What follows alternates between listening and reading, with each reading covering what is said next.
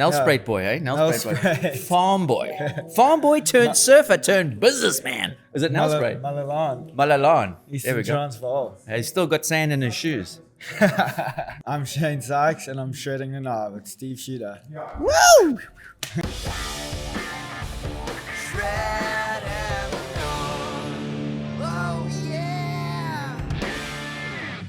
See, all you farmer boys, you can be surfers too. Just like Shane Sykes. Oh, here we are in Cape Town. Just two little Natal boys. Shane Sykes. Welcome, brother. Shot. Lovely to have you. Let's try that again. Last night, we screened Shane's new short film, Blink, which pretty much is like his announcement. It's a little bit of an announcement, right? Yeah, pretty much. I mean, there's not much talking in the film. It's all just surfing, but it's kind of like my first film of the year and me kind of breaking away from competition. And it's kind of like a stepping stone for me into the free surf world. And I hope it made a pretty good statement. And I don't know, it's just me trying to get clips. And I think for the next year or two, I'm just going to focus on going to get clips and have fun with friends and just shred. Sick. Well, there's the announcement, guys. Shane is a free surfer. Doesn't mean he surfs for free. You still got to pay him to surf. Thank you to Lifestyle Surf Shop for letting us have this podcast here. Thank you to Seasick Threads, the best board bags in the world, as well as my associates over at Wavescape. We've come to an end of an epic 3 weeks of festival, and we couldn't have ended it off better than to have screened Blink and Humanity Stoked. We've got Sir David Attenborough here behind us. We're going to touch on that a little bit later. But back to Shane. Oh, and thank you to Importers Coffee for this lovely coffee that we're enjoying here. So Shane, what's it like? It must be like a little bit of a decompression, a bit of a weight off your shoulders, having made this big decision. Yeah, I mean, it's kind of been on my mind for like the last probably 6 months to 8 months of like last year when I was still competing. And it was at a point in Bolito where I had like a really good first heat. And then my second heat, I felt all the pressure. I was worried about, I don't know, I don't even know what I was worried about, but I was definitely like not calm and I wasn't like in the moment. I was just thinking about, my mind was just like worried about, more about like me wanting to just prove myself at home in front of everyone, but then I actually forgot what I needed to go and do. And then I just got stuck in this little like thing in my mind where I didn't even want to stand up on a wave because I was like, it got like to 15 minutes left in the heat, and then I was just like, okay, like I'm only taking off on a 6-point ride, but there weren't even 6-point rides out there. Okay. And then I was just like, you'd convinced yourself that you were going to do that, yet there weren't even. I was like, I'm only taking off on like a wave that's going to be a 7. Meanwhile, all I needed was 2 4s. And then I just like got to the end of the heat and I had a 2-point heat total, and it just like crushed me. Where I should have just been like, oh, it was just one of those heats. But for some reason, it just really hung with me for like 2 weeks after that. And then I ended up seeing a guy named Greg Smith. He helped me a lot with like just kind of psychology stuff and just getting to know myself better. And then that helped me into like the US Open, and I ended up getting a decent result there. So at that point, after like going to the bottom like I did and then like coming back, I was like, whoa, actually, okay, like this is still where I want to be. Like I want to be doing this. And then I went to Stab High, and that's where a big shift happened for me, like mentally, where I was there with like the best aerialists and then like kind of showing up and making some heats and doing some sick airs against like some of the guys I've been watching my whole life. And then, for those that don't know, Stab High, what is it? Stab High is a contest strictly in the air. It's kind of, they ran it differently last year where each round, so round 1, you could make your heat by doing anything. And then round 2, you had to do straight airs only. Round 3, which was semi-finals, was rotations only. and then if you made the final, then you could do whatever air you wanted. So it was kind of weird because for some surfers, even especially the goofy footers at Lakey Peak, like you can only do so many straight airs on certain sections on your backside. Yeah. But like think about Matt Miola and like Ian Crane, like what kind of rotations they could be doing, and then you like kind of put in a box to have to do like a straight air. So I think after that they might not like do it the same, but it was cool to just be in that environment. And then I went to Portugal and France after, not France, just Portugal and Brazil, and lost first round both events. And I was just like, fuck, like I had so much confidence after Stab High, and I was like, oh, this, like I'm not gonna worry about results. I'm just gonna surf and have fun. And then it just like bang out round one and again, and then I was just going into Hawaii. Just to go, I was like, if I'm gonna be in Haleiwa, sick. Like, I think this could be my last QS event for a while. And then You'd made that decision. I'd already after Portugal, basically. After Portugal, yeah, because I didn't really want to go back and come here, do the regionals, and like go through that grind again to get back into the challenges. And it was just like, I don't need to do that, you know. I have like another good year with Vans on my contract, so I was like, let me just, instead of waste it on the QS again, let me go this direction. And they weren't pushing me to go in this direction, but they were like encouraging me. Really? Huh? And being like, we can see you doing better stuff without a rash vest. I was like, thank you. That's all I needed to hear. That's all you needed to hear. That's awesome that you got a brand partner like that encourages you to, and they see the potential in you as they should, really, and to, you know, not push you in what one would ordinarily think that a brand would sometimes push an athlete, right? Yeah. And so big up to Vans for that outlook and that encouragement. Going back to what you were saying, you know, after the Belito event, like, was it feelings of anger? Was it feelings of like when you were were you emotional? Were you sad? Was it almost depression? Would you say? Was it more like just angry with yourself? I think it was more because I won SA Champs there the year before. Even though the Belito Pro and SA Champs, especially with all the internationals, it's a different thing. But because I was just like, oh, I won that event, like now's my chance. I kept worrying about winning the event when I hadn't even made it past round 2. Yeah. So it's like I think I was getting ahead of myself, and sometimes your mind just does some crazy shit to you where you actually, at the time you think you chilled, but then like when you actually look back at it, you're like, oh, whoa, like that's not you. That's know? not me. Yeah. I've become something that I can't recognize. And it was just in that 30 minutes because I had a good group of friends, Aton Osborne, Josh Burke, and like some good guys from overseas staying with me. So I was like on such a good program with them, and they were making their heat, so we were all just stoked. And then, yeah, I think it was just like, I don't know what it was. It was just, I put too much pressure on myself because I wanted to please everyone from home and be like, hey, yeah, like I'm going to do it this year. Yeah. And then it was just like in the opposite direction. Sure. And yeah, I mean, it was at your home break.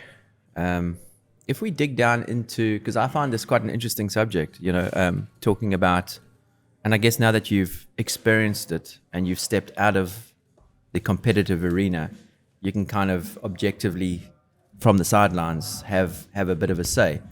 But I'm talking about a very South Africanism around competitive surfing and the seeming inability for as many of our competitive surfers to get up there in the mix, you know. Yeah. What is your take on that? And I'm talking not just about the last 5 years, I'm talking about like the last 15 years. You know, we haven't... There's been a lot of good guys. A lot of amazing surfers. And there still is, and there's up and coming. So I guess by trying to unpack the psyche of why that is, we're trying to create change in some way, I guess. What is your view? Yeah, I don't really know the like real answer for it, but there's definitely been a bunch of guys before me and like around my age that you think like should be on the CT or should have been already. You know, I'm not gonna go into names and all of that, but it's just like if you look at Brazil and all of that, and what South Africa has been doing in the last 2 years, guys have been traveling together more, splitting costs, like staying together, watching everyone's heats. Where I think before it was more like guys were just on their own programs, like split, like trying to just do it on their own, like there. And now with all the events kind of being scheduled, where if you're in the challenges, you know, these 6 or 5 South Africans are going. Maybe the girls will all stay together too. And it seems like now there's more of like that team kind of Camaraderie. feeling, which is like giving you that extra like comfort, you know. Where before I think a lot of guys are just doing it and not having that extra like home backing, apart from obviously like you get messages from family and friends, Yes, yeah. but it's like when you have everyone just reassuring you and like stoked for you. I think that's you're gonna see in the next 2 years. I reckon maybe Luke Thompson's gonna qualify pretty soon. I don't. He's definitely got that. I don't want to say it too early, but yeah, he's got that X factor. He's so focused and still young, and he's got the good backing with O'Neill now and Geordie and his dad. So yeah, I reckon Lukey's definitely the next one in my eyes. But yeah, there's still a bunch of others like Daniel Emsley, Luke Slipe, and Connor Slipe, and bunch of kids that are definitely Would right you- there. Would you say that, like, when it comes to competitive surfing, and it's like very much, it's very much about business. It's a business end of surfing, Yeah. and you've almost got to kind of take the same approach as a lot of business people do, and you've got to kind of be ruthless. And correct me if I'm wrong, but I almost get, we've been brought up as South Africans, actually, in a very reserved society, and like from a surfing perspective, I think anyway, like we're reserved, but we also have, with that reservedness comes manners and respect and all that stuff. So we always say thank you, please, and we oftentimes say, like, if you drop a ball, I drop a ball, we say sorry, Yeah. and we apologize, and other people from other countries want to know, like, what the hell are you sorry for? Yeah. And I'd love to know what we're sorry about. It's almost as if we feel guilty Yeah. that we've done something, like, so we put that pressure on us because we've dropped the ball, like you did with yourself. You put that pressure on you, like you were disappointing, and I kind of wonder if that, our upbringing, and you look at the Brazilians and they just seem so hungry and so businesslike, like they don't give two monkeys whether they paddle on to, like out in a lineup. They just gonna paddle and they're gonna take you, Yeah. but we're as South Africans, we're a little bit more like, Yeah. do you think that plays a part? For sure. I mean, I've definitely thought about that, or maybe spoken to you about that before. Where, yeah, it's like we almost have that, like, we always feel bad for. I don't know, not feel bad, but it's like we're Yes. apologetic, but at the same time, it's like, what are we actually apologizing for? Exactly. But yeah, I mean, maybe it is our upbringing where it's like it's good upbringings for sure, but it's not like that ruthless, not brought up to be ruthless, you know. Yeah. But then obviously some guys have it in them just to have that extra. Yeah. Yeah, but I don't know. But it takes a bigger man to realize that they don't have it in them. I.e., Yeah. if you're not going to be that ruthless person, put your hand up and say, "Hey, this is just not my gig. Yeah, it's I kind can't. of what I can't. I had to that's come just to terms with exactly. myself and do that. It just goes against my grain. Yeah. And that's a cool thing to be able to do, because I think a lot of competitive surfers kind of just get pushed into that sort of box. Yeah, they get pushed into that box because they're so good, and they think that's the only route to go, basically. Yeah. That's why I was kind of like, I was in that box, and then I was like, I know there's this other open box for me, you know, like I don't need to be pushed in that corner, which no one was pushing me in that corner because Vans were mellow Yes. about it. Yes. But I think I was putting myself in that box to be like, I've always wanted to be on the CT. I'm gonna still try whatever. But then I was like, I'm 25 now. I can go this route, and it's gonna do just as good, maybe even better for my career. For sure. Or I can stick it out for another 3 years here till I'm 29, and then if I don't do it, I'm a washed up surfer from the QS. And then at that point, you can still be a free surfer, but it's like you want to do it now while you're still in your prime. Yeah. Make the decision now, because like now I've got a good couple of years where I can just go do my best surfing and Brilliant. show what I have. Well done for making that choice. It couldn't have been an easy one, but on the flip side, it was an easy one because it's it resonates with your ethos essentially, and like you've grown up thinking that like the CT, the QS and the CT is like the be all and end all of at the pinnacle of surfing, right? So all the links are going to be down below for Blink and also for Shane's handle. So please check out and give him some love and watch the film. Because when I watch you surf and Blink, and you're free as a bird. Yeah. You're free as a bird. And for me, like, I'm sorry, Italo, but this man's got you in the air, anywhere, as far as I'm concerned. When you're surfing free, bro, it's a beautiful thing to watch. Thank you. You're welcome. Appreciate it. You're welcome. I mean, you've got the business side of Shane. You know, he's trying to be quite entrepreneurial up there on the north coast of Natal. You've got a little smoothie juice health bar going on. Yeah, so we got the coffee shop. It's been open for like 4 years now. A year before COVID started, we opened up. And thankfully, when I travel and that, my mom, she loves getting involved. So she's a 50% partner with me. And yeah, it's going well. Now that I'm home more and not competing, I reckon I can start looking at opening another one or two. Good. Just looking at locations, and it's like I'm not really taking too much cash from it, but I'm like just putting it back in and then Building it. Building it up so I can put that cash into a new one, and maybe even into like a trailer where I can go to send like one or two of my staff guys to like events yeah. and markets. Cool. And it's called Akai. Mi Acai. Sorry? Mi Acai. Mi Acai. Acai, yeah. Mi Acai. If you said Akai in Brazil, they'd Sorry, bro. stab you. Okay, I'm gonna edit that out. Mi Acai. Links below. When you're in Belito or up the north coast of South Africa, on the east coast, should I say? We call it the north coast, but KwaZulu-Natal. Check out Mi Acai. Get some health stuff in you. So you see, this young man's got his head screwed on. He is business, just not in the water. He's free as a bird in the water, but he's business on land because he's you're covering your bases, bro. It's nice. It's nice. And you can be in business. You can be in business without being a corpo arsehole.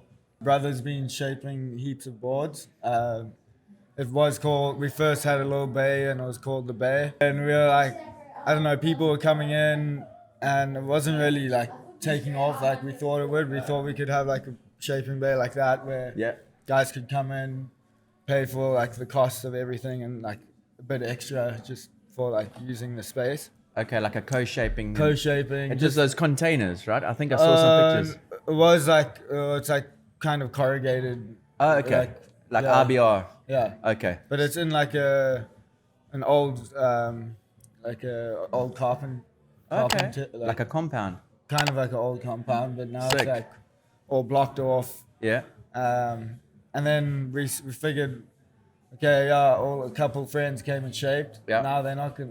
They got their board now. And Yeah. After that, it's hard to get someone to come shape a board because you know they can buy a board off the rack that's gonna go way better. Yeah. Especially if they don't have like a top shaper showing them what to do. Yeah. And then my brother and I just played around ourselves. Obviously, I'm on Channel Islands, so like. Yeah, he I'm can't just- surf. Sorry. Yeah. Channel Islands, don't worry, he's not surfing any other boards. But yeah, like I learned a bit of stuff overseas with Rolando Montes from Puerto Rico. Cool. He had like a shaping bay in his backyard there, and we just for 2-3 weeks we were all just shaping a bunch of boards. Bro, living the life. And I learned a lot from there, and then brought it back and started chatting to my brother about it, and then he's pretty good on like the computer and that, so he's got the whole Shaper 3D system, Got you. and he's designed like 7 files now, different models. What's his name? The boards are Sykes surfboards. Sykes Surfboards, and your Yeah. brother's name is? Justin. Justin Sykes. Yeah. Awesome. So he's like 15 months older than me, so we're pretty close Yeah. in age. And then he's doing 10 boards a month on custom orders, Wow. and like Nice. they're coming out insane. So Flying. if you're in Bolito and you want to go get a board, apart from Channel Islands, go check out Sykes surfboards. All the links below. Yeah. So here in Cape Town, were you happy with the screening of Blink last night? We had a packed Labia Theatre, the iconic Labia Theatre. Were you happy with that? Yeah, I was super stoked. Just to have my film playing there, like it's such an iconic spot. It's been there for like 60 plus years. So, Yeah. And then also just seeing how many people came, and my film playing before the Humanity Stoked, yeah. Yeah, that was like, just to have my film playing before something like that was like, felt pretty honored, just because his is obviously a whole different kind of ball game of like, it's a documentary, Yeah. and it interviews a whole lot of like But just famous to be people, there. but just being in that whole vicinity, and also just doing it out of, I had my own premiere in Durban, and that was like a good turnout, but then watching the film in like a cinema was Right. a whole other ball game, just with the whole sound and being up close. It was epic. Amazing, bro. Thank you, Shane. Appreciate it, bro. That was sick. That was good. You happy? Yeah, stoked. Nothing All else good. you want to say? No? Uh, Thanks, Mom. Thanks, Dad. Thanks, love.